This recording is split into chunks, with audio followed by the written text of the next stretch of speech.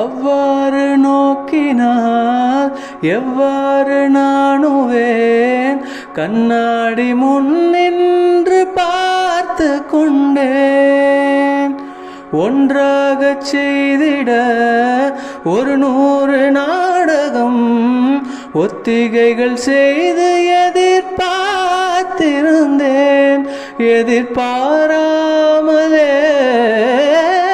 அவன்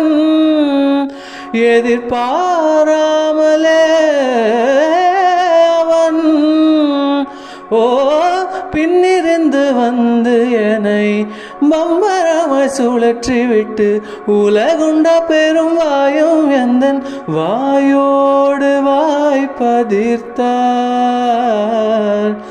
இந்த பூலோகம் என்றொரு பொருள் உள்ளதை இந்த பூங்கோதை மறந்தாளடி.